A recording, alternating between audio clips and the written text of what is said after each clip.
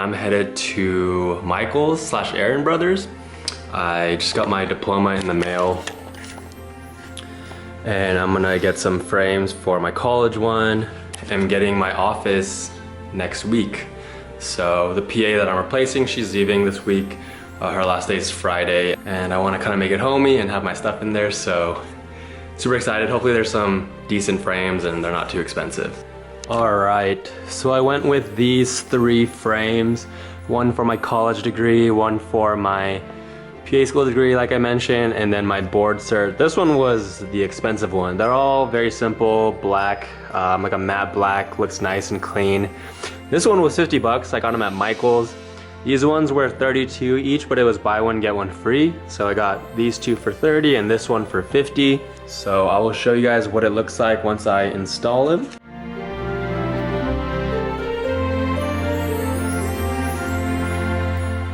This is what the final frames and the diplomas and the board certificate look like.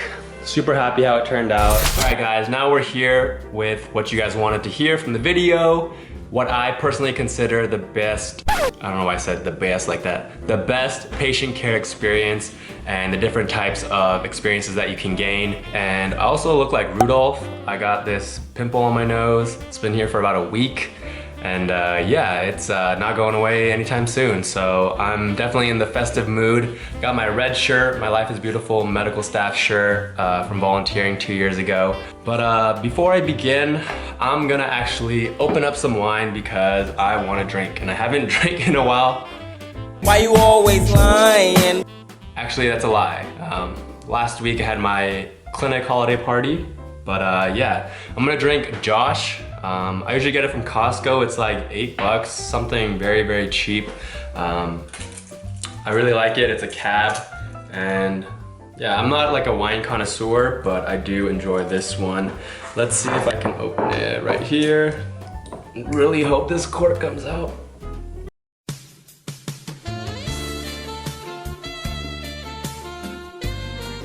Oh, and I think oh, there we go. If you guys like wine, let me know what your favorite wine is. I'm always trying to expand my palate. All right, cheers. All right, so hope you guys are all having a great holiday season. Again, this video is just gonna go over what I consider to be some of the best experiences you can get. It's obviously not an end-all be-all. There's a lot of experiences that I don't mention in this video. I'm actually only gonna be going over like 5 to 6 different experiences that I think is the best to pursue if you're going the pre-PA route. Again, this video is solely based on my own opinion. It's kind of based off of what I've heard from some program directors, at my own interviews, at PA program websites, things like that. And again, my experiences with classmates as well that have had these patient care experiences. And hopefully this video gives you a better idea of what you should pursue and what might be a good path for you to go on. All right, and these aren't really necessarily in any particular order, because I think all of these are really, really great.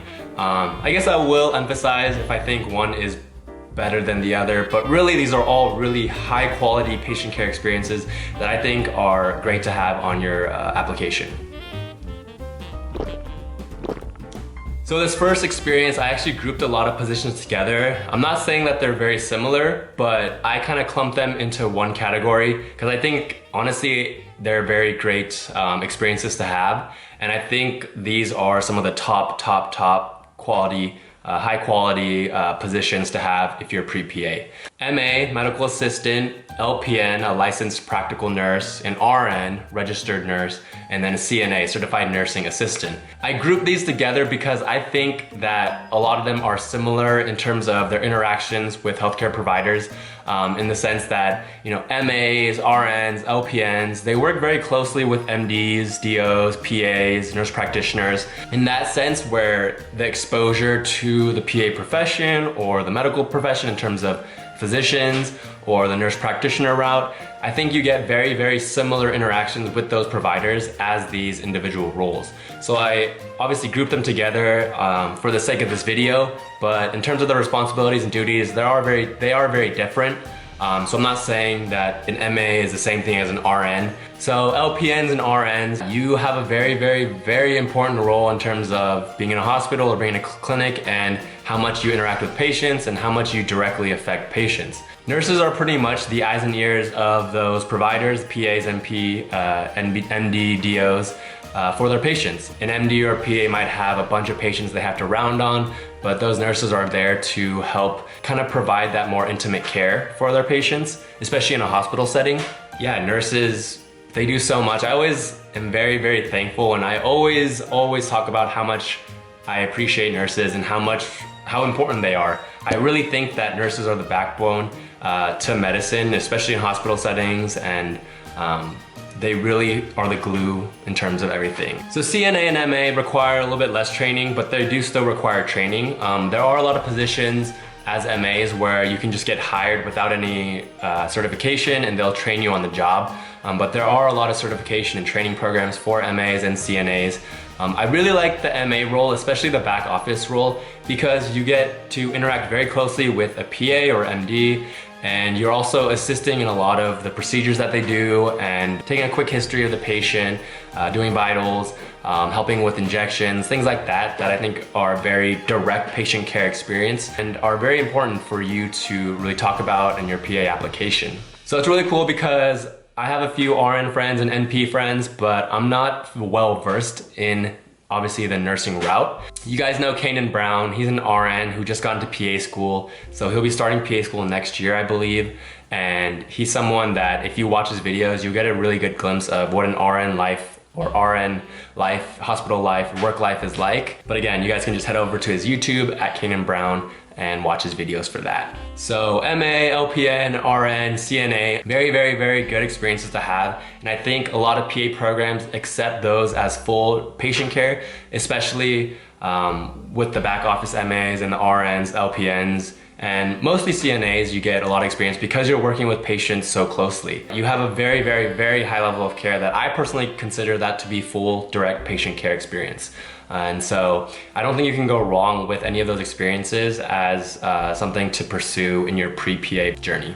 Another highly looked at, I think, patient care experience is EMT/medic. A lot of pre-PA students are EMTs. I had a few in our class. And I think it's really great experience when you are seeing patients because you're the first line responders essentially. You have to make a lot of smart decisions and you have to think on your feet. So I think it's really great in terms of the autonomy of patient care or the autonomy of care that you provide for those patients. Obviously you're not gonna be doing like OR or surgery on the patients when you first see them, but it takes a lot of, I think, thinking quickly on your feet and being good at decision-making, important decision-making, critical decision-making for those patients to make sure that they're doing okay. I think most programs do accept EMT as full patient care experience, but I think a few consider the downtime you have as an EMT in terms of you're not always on call. You might have a 10-hour shift or a 12-hour shift and you might only be seeing patients for 4 to 6 hours. So again, that's something you gotta look at each PA program and see what they consider a full patient care. Me personally, I would consider EMT hours as full direct patient care. But again, that's program specific if they count those kind of lull time where you're not with a patient as like half hours or something like that.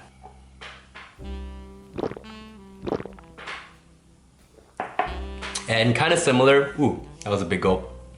And kind of similar to kind of the MA, CNA, RN, LPN experience, I kind of tied or grouped these together. So surgical tech, OR tech, kind of similar, and ER tech. So those again have their own specific training, and I think like you can be an EMT and be an ER tech, something along those lines, but they all have their individual training. And it's hospital dependent and specific as well. But those are very great patient care experiences in the sense that you're in the OR, you're assisting in the surgery, you're assisting in the ER with patient care. So you're directly affecting the patient by being there and doing something to assist the surgeons, the ER docs. So your role there as a tech is very important. You're assisting in providing care to this patient or to your patients and making sure that the outcome is a favorable one. You might not have the highest level of autonomy, but again, you're working in a team together with these different providers to deliver the best care for your patients. So those are all really, really great experiences that I think a lot of programs will consider full direct patient care. Again, my personal opinion, contact schools if you think or if they are not very clear about that. They should have on their website like what they consider full patient care, and then go ahead and email them if there's any confusion or if there's any gray area for what you do. Most of those things that I talked about require some type of certification or a little bit more schooling. But me personally, what I did, I actually volunteered and then worked as a physical therapy aide. So not a physical therapy assistant, but a physical therapy aide. So AIDE. So with this position, I didn't have to get a certificate or anything like that or a license. So I didn't have to go do more schooling or spend more money on schooling to get certified as a PT aide, because you technically just need to be trained on the job. So I was a physical therapy aide, and this was at a time where I was pre-health. I didn't know which direction I wanted to do. I was actually thinking about physical therapy for a little bit. And so I started volunteering at a clinic in San Diego, and I started like one day a week, like 4 hours once a week. So that experience really helped me build my knowledge of anatomy, exercise, physiology, and just pretty much treatment plans for how patients recover from different surgeries, injuries, things like that. And kind of how I explained it in my application, it was similar to the role of a physician and their PA. So the physician would be the physical therapist and the PA would be me, the PT aide. And I was seeing patients by myself and kind of going over the treatment plan. The PT would come over and kind of agree with what I would, think we should progress on, things like that, or kind of step back on. And again, the PT would assess the patient as well. It was never where I would only be the one seeing the patient, but a lot of it was me being with the patient most of the time and the PT working on other things and other patients. So I really like physical therapy. It's a route to go if you are into sports and you know a little bit about exercise science and anatomy, and you don't want to pursue something where you need to get extra schooling for. Physical therapy aide is a great experience to get, and most schools that I applied to, if not all, accepted it as full-time patient care. So those were the top experiences that I always recommend to students that are pursuing the PA route. I think you get a really good balance of providing medical care, but also exposure to different providers like MDDOs, PAs, NPs, and it helps you really kind of gain perspective on what route you want to pursue. And that was a big thing in terms of what PA programs look for, is how much did you interact with providers, and what exposure, what experiences did you gain from that, but also how much direct patient care are you providing to these patients? How much are you assisting or collaborating in the care of the patients that you have? A lot of these experiences that I talked about are very specific in terms of their roles and responsibilities, and very specific to clinic and hospital, state, location, things like that, city. So not all MA positions are created equally, not all physical therapy positions are created equally, not all EMT or medic positions are created equally. So again, it just depends on where you're practicing and the clinic, the hospital that you're at, and how much the providers or how much you're allowed to do. Try to do more, and obviously know your limits, but get close with the providers and really gain their trust so that they do allow you to see more and act interested. If you're not, they're not gonna want you to do or be a part of the different procedures or things like that. And the more interested you look, the more they're willing to teach. And so I think that's really great advice in the sense that really act interested even if you're not, and it'll really help you to gain kind of better experiences with your positions. Another thing that I would always recommend is to check at each PA school program's website and make sure that whatever experience you're gonna pursue is in their list of what they consider patient care experience. So my school, Toro, Nevada, they consider scribe as half patient care. So if you had 2,000 hours of patient care experience as a scribe, they would only count it as 1,000 hours. I think it's kind of interesting how they do that. I don't know if I totally agree with it, but that's just how some programs operate. and something you gotta be aware of. The most important thing in terms of your experiences is how you describe them in the application. So, like I said, not all MA positions are created equally. There's a front office MA who handles scheduling, appointments, all that stuff, paperwork, and then there's back office MAs that work more on procedures and the actual patient care. And there's a little bit of both in between. How you describe your experiences, how you write them down in your application is more important than the actual title of your position. So I really encourage you guys to write about that direct patient care.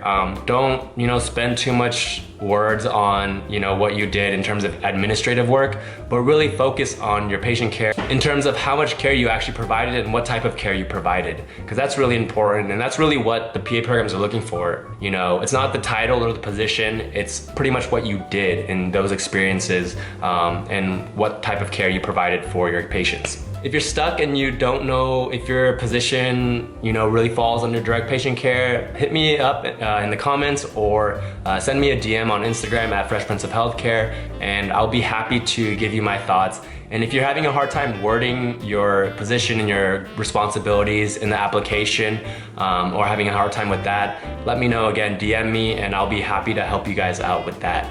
If you made it this far in the video, I want you to comment down below your 2020 goal or goals that you have, specific goals that you have, and I'm gonna be choosing multiple people to just send these t-shirts, Be Positive t-shirts to. So comment down below your 2020 goals, include your Instagram handle, because I wanna just give back to you guys and for supporting me throughout these last 3 years. Thank you guys again. Don't forget to be like my blood type, be positive. I'll see you guys in the next one. Peace.